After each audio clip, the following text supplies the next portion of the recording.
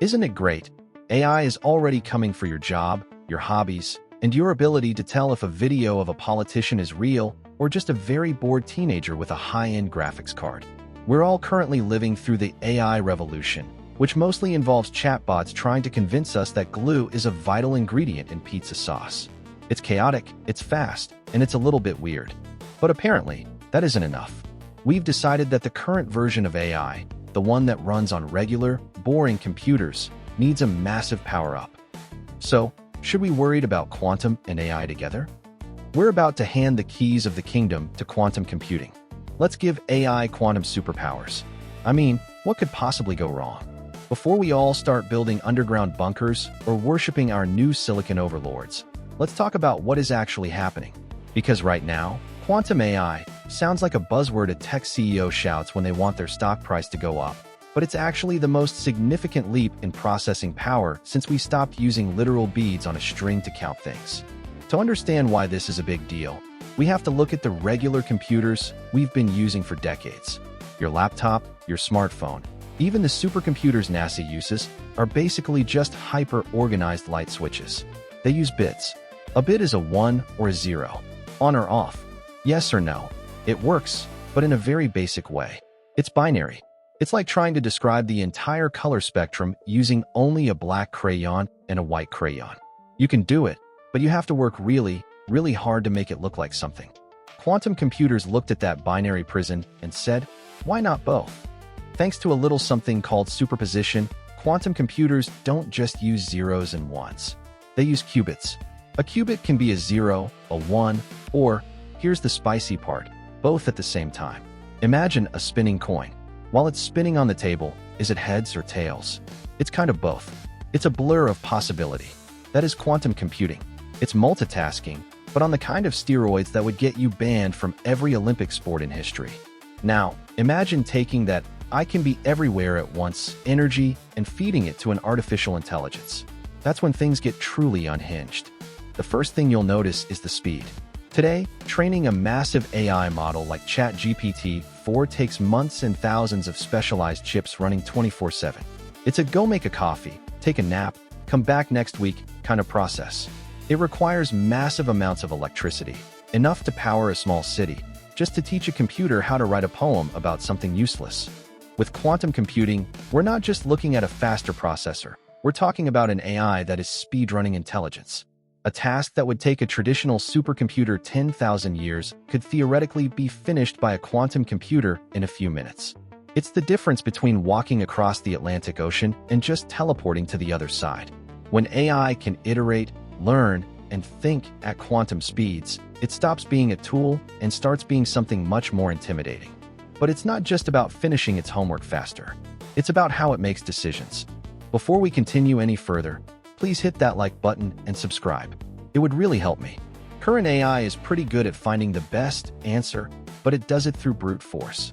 It tries a billion things, fails a lot, and eventually narrows it down to the most likely success. It's like a mouse in a maze hitting every dead end until it finally smells the cheese. A quantum AI doesn't do mazes that way. Because of superposition, it can essentially explore every single path in the maze simultaneously. It doesn't find the cheese. It already knows where the cheese is because it was at the finish line the moment it started. This is called optimization, and it's the holy grail of tech. Whether it's finding the perfect delivery route for 1,000,000 packages or discovering a new chemical compound for a battery, quantum AI will look at a problem with 1,000,000,000,000 variables and be like, oh, I solved before you finished blinking. Then there's the pattern detection. Humans are okay at patterns. We can see a trend in a graph or realize that we always get a stomach ache after eating 12 tacos. But we are terrible at seeing patterns in massive, chaotic data sets. We miss things in climate change trends, in the way DNA folds, or in the microscopic fluctuations of the global stock market. Quantum AI would look at that chaos and see it as a simple 1, 2, 3 sequence. It will find the needle in the haystack, but it won't just find the needle. It will tell you the exact molecular composition of the needle and what the cow who ate the hay had for breakfast. In fields like medicine, this means we could simulate how a new drug interacts with every single protein in the human body in seconds, rather than decades of clinical trials. We're talking about curing diseases before we even fully understand them. Now, at this point, you're probably waiting for the catch. And yes, there is a catch. Actually, several.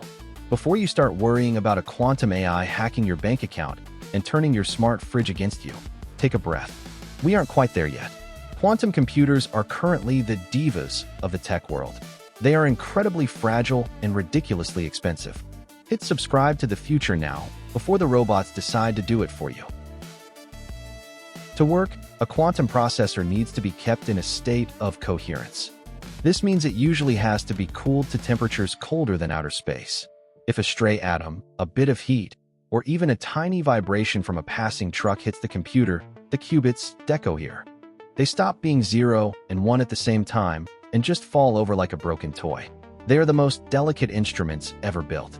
You can't just put a quantum chip in your iPhone, not unless you want to carry a liquid nitrogen cooling system in your backpack. So, no, AI isn't becoming a quantum overlord anytime soon.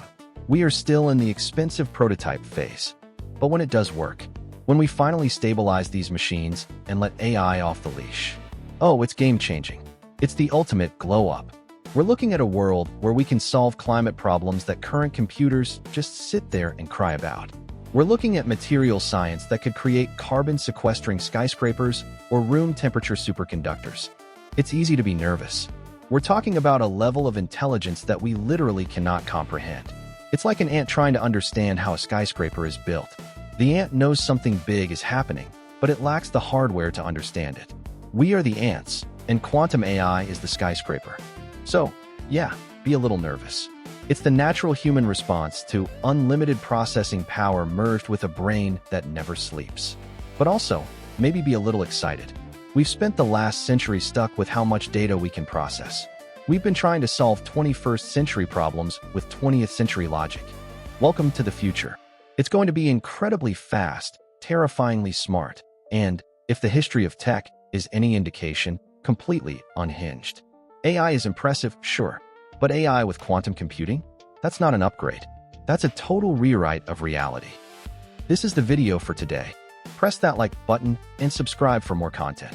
Write me in the comments what you think would come after quantum AI, because I certainly don't know. I'll be reading. Bye.